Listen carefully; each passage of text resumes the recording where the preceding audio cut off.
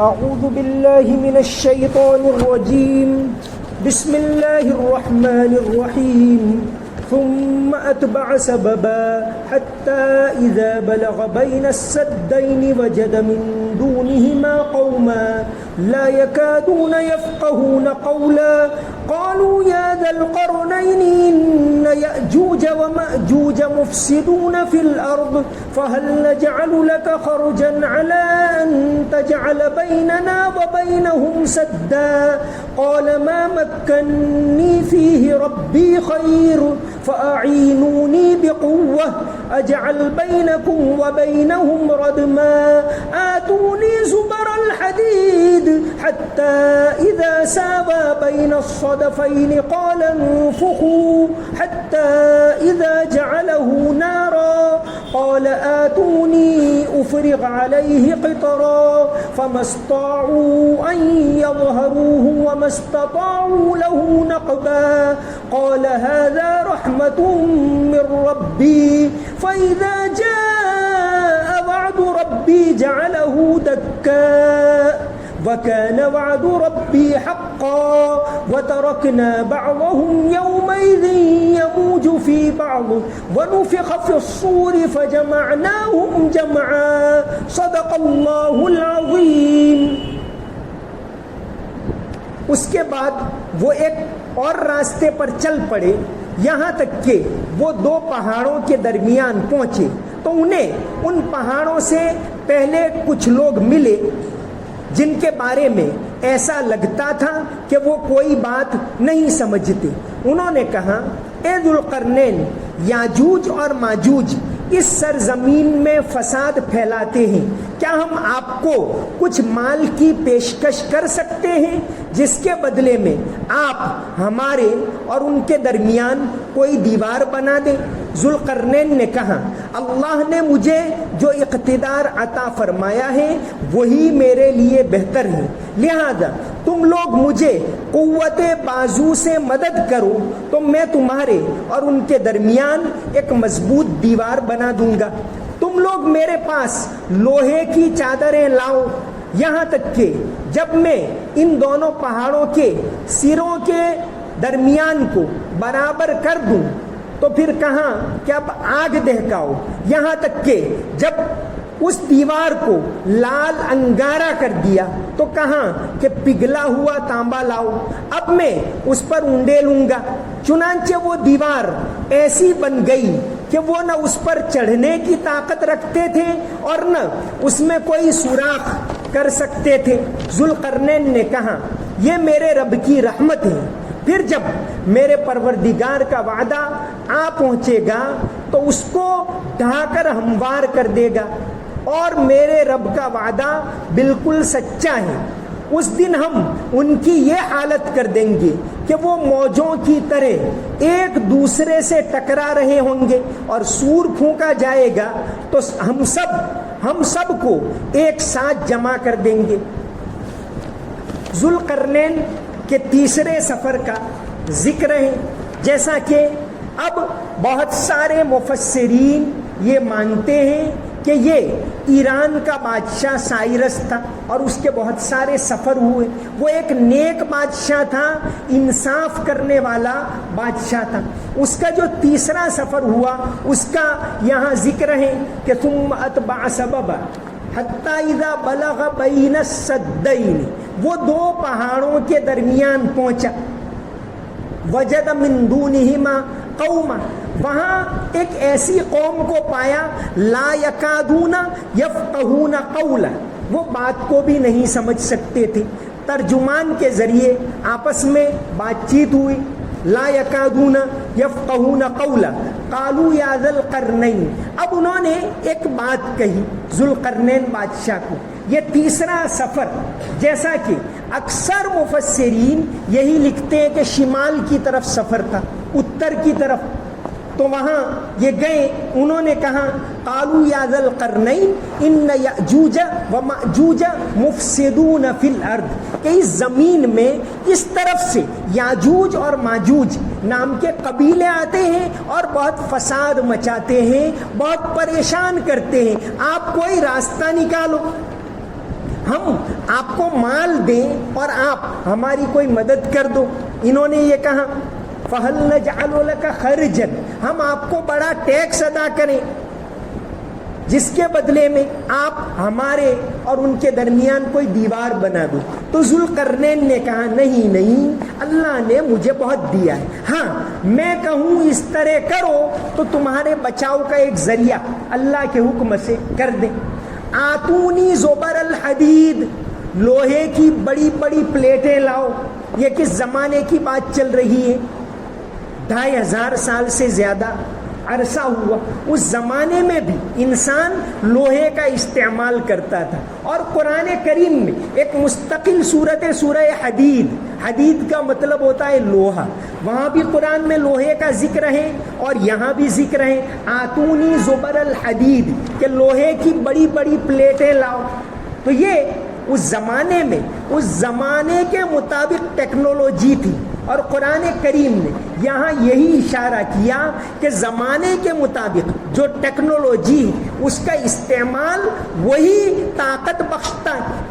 زمانے کے مطابق زمانے میں جو بھی چیزیں وَأَعِدُّوا لَهُمْ مَا اسْتَطَعْتُم مِّن قُوَّةٍ, کہ اے مسلمانوں, قرآن کریم کے اندر اعلان ہے کہ اگر تم یہ چاہتے ہو کہ تمہیں قوت عطا ہو, غلبہ عطا ہو, تو زمانے کے اندر جو چیزیں ہیں جن کو طاقت سمجھا جاتا ہے, من قوت ومن رباط الخیل ترہبون بہ عدو اللہ وعدوکم, کہ اگر تم یہ چاہتے ہو کہ دنیا میں تمہارا دبدبہ باقی رہے تو زمانے کے اندر جو ٹیکنالوجی ہے اس کو اپناؤ.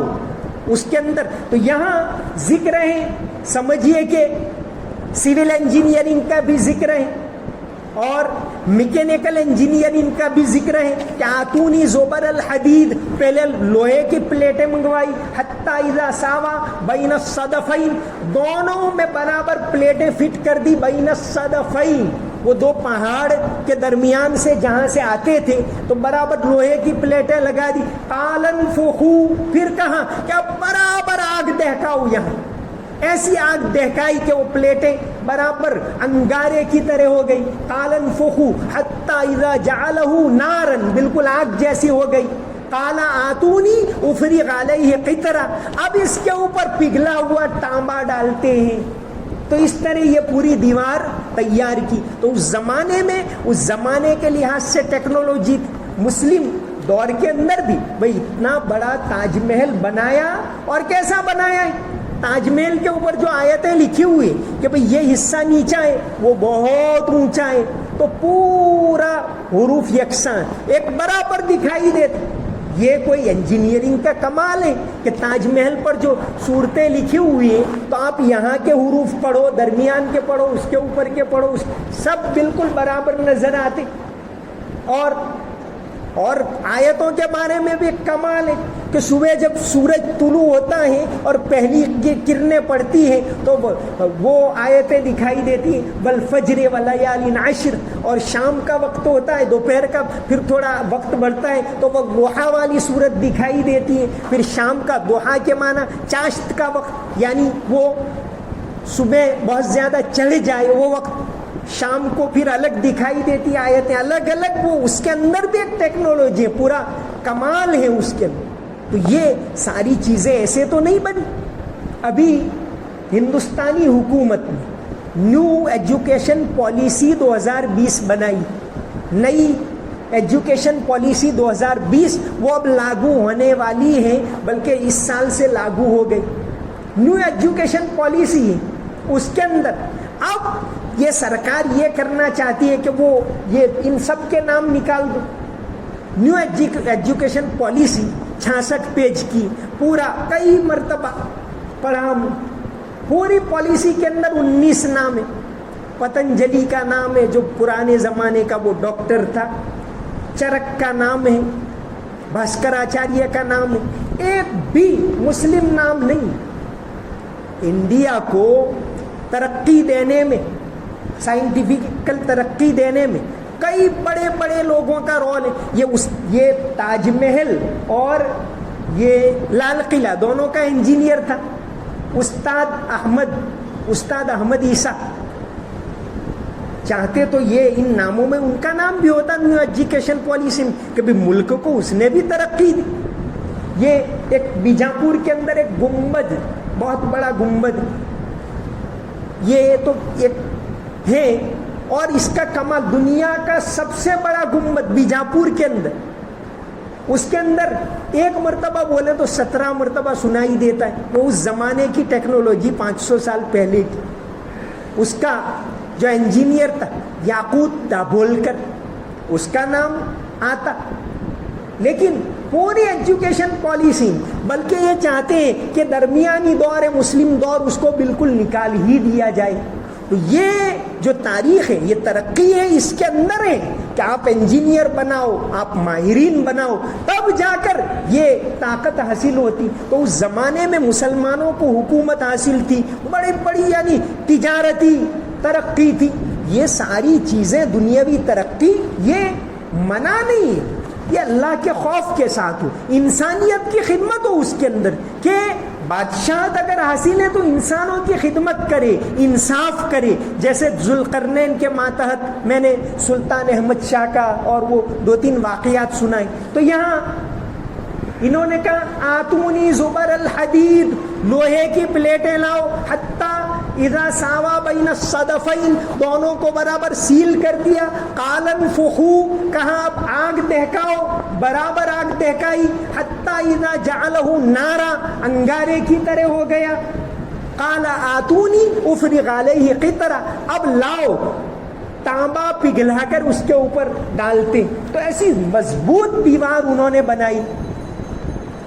آتونی افرغ علیہ قطرہ فمستطاعوا ان یظہروہ وما استطاعوا لہ نقبہ. اب یہ لوگ اس کو توڑ بھی نہیں سکیں گے، اس کو پھاند بھی نہیں سکیں گے، اور اس میں سوراخ بھی نہیں کر سکیں گے. یہ کہا ذوالقرنین نے فمستطاعوا ان یظہروہ وما استطاعوا لہ نقبہ.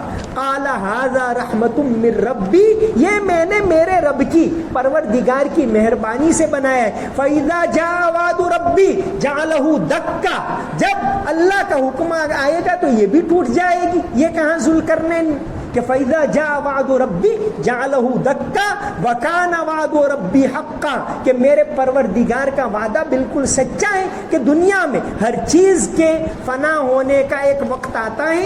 یہاں پھر ذوالقرنین کا واقعہ پورا ہو کر اب سورت کی آخری آیتوں کے اندر قیامت کا ذکر ہوتا ہے کہ ذوالقرنین نے ذکر کیا کہ یہ تو ہم نے بنائی، ایک وقت یہ آئے گا کہ یہ بھی ٹوٹ جائے گی. فَإِذَا جَاءَ وَعْدُ رَبِّي جَعَلَهُ دَكَّا وَكَانَ وَعْدُ رَبِّي حَقًّا. تو ذوالقرنین کون تھے؟ یہ تو پچھلی نشست کے اندر بتایا کہ ذوالقرنین کون. اب یہ یاجوج ماجوج کون ہیں اور یہ دیوار کہاں ہے، اس کے بارے میں مفسرین نے اور جانکاروں نے، آرکیولوجسٹ نے بہت بڑی محنت کی کہ اس کو معلوم کریں. دنیا کے اندر اب تک ایسی 5 بڑی بڑی پرانی دیواریں نظر آئی. ایک تو چین کی دیوار. چین کی دیوار بھی اس طرح کے حملوں سے بچاؤ کے لیے بنائی گئی. یہ یاجوج ماجوج کون ہے؟ یہاں تذکرہ ہے کہ یاجوج ماجوج کے حملے سے بچاؤ کے لیے بنائی. تو یاجوج ماجوج کون ہے؟ کیونکہ قرآن میں آتا ہے اور حدیث میں بھی آتا ہے کہ قیامت سے پہلے حضرت عیسیٰ علیہ السلام آئیں گے، اس کے بعد یہ لوگ نکل پڑیں گے اور دنیا کو تاراج کریں گے. پھر اللہ تبارک و تعالی حضرت عیسیٰ علیہ السلام مسلمانوں کو لے کر پہاڑوں میں چلے جائیں گے. پھر ایک وقت آئے گا کہ اللہ تعالیٰ ایک وائرس کو چھوڑیں گے. حدیث میں آتا ہے گردن کا کیڑا، وہ وائرس ایسا لگے گا کہ سارے ختم ہو جائیں گے. کچھ عرصے پہلے تو ہم کو وائرس بھی سمجھ میں نہیں آتا، لیکن کورونا کے بعد تو کچھ لوگوں کو اب سمجھ میں آیا کہ وائرس کیا چیز ہوتی ہے. خیر، تو یہ یاجوج ماجوج حضرت نوح علیہ السلام کے 3 بیٹے. یہ دنیا کی جتنی نسل چلی، سارے ماہرین، سارے تاریخ دان، سارے محدثین یہ مانتے کہ حضرت نوح علیہ السلام کے 3 بیٹوں سے دنیا کی نسل چلی، حام، سام اور یافت. حام، اس سے تو یہ سارے جو افریقن لوگ ہیں یہ حام کی نسل میں سے. سام سیمیٹک نسلیں، یہ عرب اور یہ ایشین، ایرانی، یہ سارا، یہ انڈین، انڈیا تک، یہ سارے سامی نسلیں کہی جائے. ایک ہیں یافس، حضرت نوح علیہ السلام کے بیٹے تھے یافس. یافس کی وہ چلے گئے شمال کی طرف، تو شمال میں یہ منگولیا، تاتاری لوگ، چائنیز، جاپانیز، انڈونیشین، ملیشین، جو جیسے یاجوج ماجوج کے بارے میں بھی آتا ہے کہ ان کے چہرے چپٹے ہوں گے، یہ ساری نسلیں ہیں وہ یافس کی نسل سے چلی. پھر وہی آگے بڑھ کر ادھر یورپ کی طرف چلے گئے. تو یہ ساری ذرا گورے بھی لوگ ہوتے ہیں یہ لوگ. تو یہ بائبل کے اندر آتا ہے کہ یافس کے 2 بیٹے تھے. ایک کا نام تھا، کئی بیٹے تھے لیکن جو خاص جن کا ذکر آتا ہے 2 بیٹوں کا، ایک کا نام تھا گوگ اور دوسرے کا نام تھا میگوگ. تو یاجوج ماجوج کا جو انگلش میں ترجمہ کرتے ہیں وہی کرتے، گوگ اینڈ میگوگ. تو یہ دونوں کے قبیلے تھے. یہی ان کو اس زمانے میں یاجوج ماجوج کہا جاتا تھا. قرآن میں 2 جگہ پر، ایک یہاں ذکر ہے اور ایک سورہ انبیاء کے اندر ذکر ہے.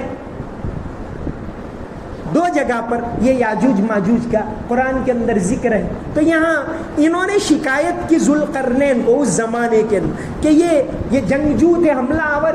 تاتاری وہی اسی خاندان کے تاتاری لوگ جنہوں نے حملہ، یہ ہمیشہ سے حملہ آور رہے. 1258 میں پوری اسلامی دنیا کو تباہ کر دیا. گویا لوگ سمجھتے تھے کہ اب قیامت آ گئی. بغداد کو تاراج کر دیا اور مصر تک پہنچ گئے، جتنے شہر تھے سب کو تباہ کر دیا. بغداد کو تاراج کیا، لاکھوں لوگوں کو مار ڈالا ہلاکو خان نے. عیسوی سن 1258. تو جس کو تاتاری حملہ کہتے. تو یہ لوگ ہمیشہ سے ایسے رہے. تو یہ یاجوج ماجوج، یہ لفظ یہی گوگ میگوگ سے ہی عربی میں یاجوج ماجوج کہا جاتا ہے، ایسا ماہرین کہتے. تو ذوالقرنین نے یہ دیوار بنا دی اور زبردست دیوار بنا دی. اب آج وہ دیوار دنیا کے اندر کہاں ہے؟ ایک چین کی دیوار ہے پرانی، جو بہت پرانی دیواریں ہیں اس میں ایک چین کی دیوار ہے. چین کی دیوار 1500 کلومیٹر لمبی اور آج بھی اس کے اکثر حصے موجود ہیں. لیکن قرآن سے یہ سمجھ میں آتا ہے کہ یہ یہاں جو دیوار کا ذکر ہے وہ نہیں، کیونکہ یہاں تو جو دیوار بنی وہ اس سے بنی ہے، لوہے سے اور تانبے سے، اور چین کی دیوار ہے وہ تو پتھر اور اینٹوں سے بنی ہوئی، اس لیے وہ دیوار مراد نہیں ہو سکتی. دوسرا یہ قرآن کے اندر ایک تو یہ ذکر ہے کہ پہاڑی سلسلوں کے درمیان بین صدفین، تو یہ چین کی دیوار پہاڑی سلسلوں کے درمیان نہیں. دوسری بات یہ کہ یہ تو لوہے اور تانبے سے بنی. ایک اور دیوار، پرانی دیوار یمن کے اندر ہے. یمن کے اندر جس کو کہتے ہیں معارب کی دیوار، ایک بہت بڑا ڈیم بنایا تھا اور اس کے ساتھ جو دیوار تھی وہ ڈیم تو تاراج ہو گیا لیکن اس کی دیوار آج بھی موجود ہے. اور وہ پہاڑوں کے درمیان سعودی عرب جب کراس کر جاتے ہیں اور یمن میں داخل ہوتے ہیں وہاں یہ اور دیوار آج بھی، اور وہ تو پہاڑوں کے درمیان لیکن وہ بھی اس سے بنی ہوئی، پتھر اور اینٹوں سے بنی ہوئی، تو وہ بھی مراد نہیں. اس کے بھی کھنڈنات آج بھی موجود. یہ پرانی تاریخ ہے، وہ کئی باتیں یاد دلاتی. ایک تو قیامت کو یاد دلاتے، جس طرح یہ تباہ ہوا ایک دن ہر چیز تباہ ہو جائے. اور یہ اس کو ذکر کر کے فوراً سورہ کہف کا جو آخری حصہ ہے وہ اسی کے بارے میں، قیامت کے بارے میں، کہ اللہ کو مانو، اللہ کا شکر ادا کرو، صبر کرو، قیامت آنے والی ہے، سب ختم ہونے والا ہے. آگے کی آیتوں کے اندر آ رہا ہے. تیسری ایک دیوار، یہ شمالی حصے کے اندر ایران کے شمال میں ایک سمندر ہے کیسپین سی، بحر قزوین، اور اس کو بحر قزوین بھی عربی میں کہتے ہیں، بحر خزر بھی کہتے ہیں، اور انگلش والے اس کو کہتے ہیں کیسپین سی. اور اس کے اس طرف ہے بلیک سی جس کو کہتے ہیں بحر اسود، ان دونوں کے درمیان جو ایک دم بہت خطرناک پہاڑی سلسلہ ہے، اور اس کے درمیان اب موجودہ وقت میں ایک دیوار نظر آئی اور پتہ چلا، یعنی پوری دیوار نہیں، اس کے کھنڈرات وہ لوہے سے بنی ہوئی ہیں۔ اس لیے اب کے بہت سارے ماہرین یہ مانتے ہیں کہ قرآن میں جس دیوار کا ذکر ہے وہ یہ دیوار ہے جو سائرس نے بنوائی تھی۔ تو حضرت ذوالقرنین نے ان کی حفاظت کے لیے ایک دیوار بنا دی اور کہا کہ جب قیامت آئے گی تو یہ پھر یاجوج ماجوج نکل پڑیں گے۔ اب یاجوج ماجوج کون ہے، اس کے بارے میں تو بہت تفصیل کی ضرورت ہے۔ بہت ساری احادیث اس کے اندر یہ ہے کہ یہ یاجوج ماجوج قیامت کے قریب آئیں گے۔ اب جیسے چونکہ احادیث میں ان کا تذکرہ اس طرح ہے کہ وہ بڑی تاراجی پھیلائیں گے، لوگوں کو جو ہے چھوڑ کر بھاگنا پڑے گا۔ ویسے احادیث میں تو صاف صاف ہے کہ حضرت عیسیٰ علیہ السلام کے دور میں یہ آئیں گے، لیکن کیا حضرت عیسیٰ علیہ السلام سے پہلے آئیں گے اور ان کے دور تک رہیں گے؟ تو بہت سے لوگوں نے جب 1258 میں یہ اس کو تاراج کیا بغداد کو، لاکھوں لوگوں کو مار ڈالا، کئی دنوں تک دجلہ ندی لال رنگ میں بہتی رہی، خون سے بہتی رہی، اتنے لوگوں کو اس نے ہلاک کر دیا، مار ڈالا۔ پھر اسی کا پوتا مسلمان ہو گئے اور پھر پورا علاقہ مسلمان ہو گئے۔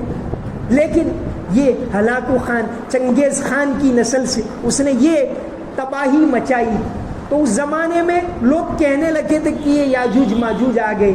تو تاریخ میں ایسا بہت سی مرتبہ ہوا، جیسے بہت سے لوگ یہ کہتے ہیں آج سے 150-200 سال پہلے جب دنیا کے تقریباً حصوں پر انگریز چھا گئے، یا امریکہ انگریزوں کا نہیں ہے، وہ تو ریڈ انڈینز کا ہے، آسٹریلیا انگریزوں کا نہیں ہے، وہ وہاں کے آدیواسی لوگ وہاں بستے تھے، کینیڈا انگریزوں کا نہیں، سب جگہ چھا گئے، ہندوستان میں بھی وہ آئے تھے، افریقی ممالک میں بھی آئے۔ تو اس زمانے میں لوگ یہ کہتے ہیں کہ یہ بھی تاتاری نسل سے، یہ بھی گوگن میگوگ کی نسل سے، تو لوگ کسی زمانے میں کہتے تھے کہ انگریز ہیں وہی یاجوج ماجوج ہیں۔ خیر حدیث کے اندر تو یہ ہے کہ یہ حضرت عیسیٰ علیہ السلام جب دنیا میں آئیں گے ایک بہت بھاری جنگ ہوگی، اس کے بعد حضرت عیسیٰ علیہ السلام فتح پائیں گے اور دجال کو ہرا دیں گے، اس کے بعد یہ آئیں گے اور دنیا کے اندر اتنی تباہی مچائیں گے،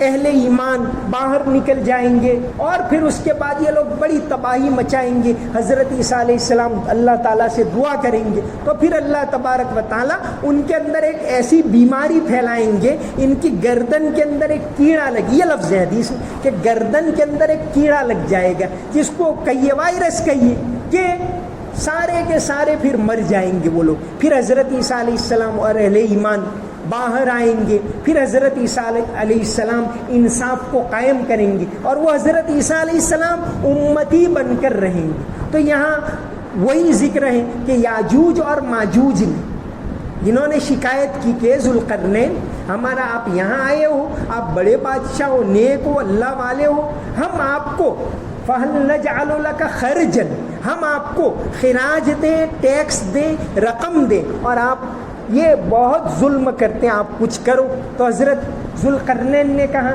کہ اللہ تعالیٰ نے مجھے دیا ہے وہ تو بہت سارا ہے، مجھے لینا نہیں، میں کہوں اس طرح کرو۔ تو لوہے کی پلیٹیں اور اس کے اوپر یہ پگھلا کر، تانبا پگھلا کر، اس زمانے کے اندر انہوں نے دیوار تیار کی تھی۔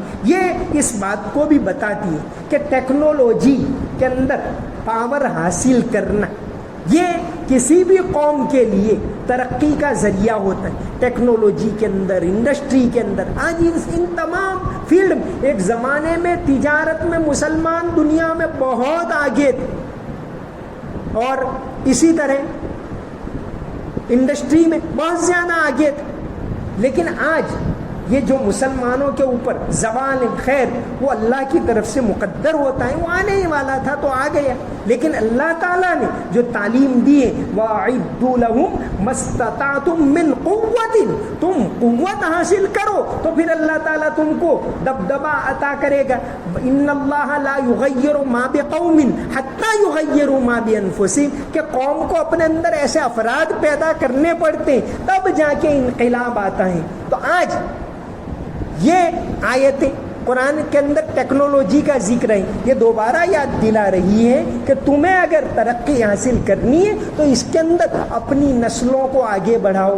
بہرحال یہاں حضرت ذوالقرنین کا واقعہ پورا ہو رہا ہے، لیکن ذوالقرنین نے آخری آیتوں کے اندر یہ کہہ دیا فَإِذَا جَاءَ وَعْدُ رَبِّي جَعَلَهُ دَكَّةً، جب اللہ کا حکم آئے گا تو یہ دیوار بھی ٹوٹ جائے گی۔ وَكَانَ وَعْدُ رَبِّي حَقًّا، اور میرے رب کا وعدہ سچ ہے۔ وَتَرَكْنَا بَعْضَهُمْ يَوْمَئِذٍ يَمُوجُ فِي بَعْضٍ، یہ اس وقت نکل پڑیں گے وَنُفِخَ فِي الصُّورِ، پھر اس کے بعد قیامت آئے گی۔ قیامت کی جو آخری نشانیاں ہیں آخری دور کے اندر، ایک تو قیامت کی چھوٹی نشانیاں ہوتی، ایک بڑی نشانیاں، چھوٹی نشانیاں کہ جھوٹ کا عام ہونا، دھوکہ دہی کا عام ہونا، ظلم و ستم کا عام ہونا، بے حیائی کا عام ہونا، یہ تو چھوٹی نشانیاں ہیں۔ جو بڑی نشانیاں ہیں جیسے سورج کا مغرب سے طلوع ہونا، دجال کا آنا، یہ قیامت کے آخری زمانے کے اندر آنے والی بڑی نشانیاں ہیں۔ اللہ تبارک و تعالی ہمیں توحید کے اوپر جمع رہنے کی توفیق عطا فرمائے۔ اللہم صلی علی محمد وعلی آل محمد وبارک وسلم۔ ربنا آتنا فی الدنیا حسنہ وفی الآخرۃ حسنہ وقنا عذاب النار۔ اللہم انک عفو تحب العفو فاعف عنا۔ یا اللہ ہمارے گناہوں کو معاف فرما، ہماری غلطیوں کو معاف فرما۔ یا اللہ ہم دن بدن کوتاہیاں کرتے رہتے ہیں، قصور کرتے رہتے ہیں۔ یا اللہ تو نے کہا ہے کہ وَخَيْرُ الْخَطَّائِينَ التَّوَّابُونَ، کہ توبہ کرنے والے تو بہت اچھے لوگ ہیں۔ یا اللہ ہم توبہ کرتے ہیں، یا اللہ ہمیں معاف کر دے، ہمارے قصوروں کو معاف کر دے۔ یا اللہ ہمیں دین کے اوپر چلنے کی توفیق عطا فرما، امن و امان پیدا فرما، عافیت پیدا فرما۔ یا اللہ صحیح عقائد کے اوپر جمع رہنے کی توفیق عطا فرما، توحید کے اوپر جمع رہنے کی توفیق عطا فرما، دین کا کام کرنے کی توفیق عطا فرما۔ یا اللہ قرآن کے ساتھ لگاؤ بڑھانے کی توفیق عطا فرما، قرآن کا والہانہ عشق ہم تمام کو نصیب فرما، بار بار پڑھنے کی توفیق عطا فرما، بار بار سمجھنے کی توفیق عطا فرما۔ یا اللہ ملک کے اندر امن و امان قائم فرما، عافیت قائم فرما، انسانیت پیدا فرما، سچائی کو عام فرما، جھوٹ کو ختم فرما، ظلم و ستم کو ختم فرما، انصاف کو عام فرما۔ یا اللہ انسانیت کی خدمت کرنے کی توفیق عطا فرما، بندوں کے حقوق ادا کرنے کی توفیق عطا فرما۔ یا اللہ رمضان کی جو گھڑیاں باقی رہ گئی ہیں ان کی قدر کرنے کی توفیق عطا فرما، تیری خوب عبادت کرنے کی توفیق عطا فرما۔ رمضان کے بعد بھی یا اللہ یہ تیرا خوف قائم رہے، رمضان کے بعد بھی ہمارے دل نرم رہیں، رمضان کے بعد بھی ہم تیری عبادت کرتے رہیں، ایسی توفیق عطا فرما۔ اللہم صلی علی محمد وعلی آل محمد وبارک وسلم۔ سمعنا واطعنا غفرانک ربنا والیک المصیر برحمتک یا ارحم الراحمین۔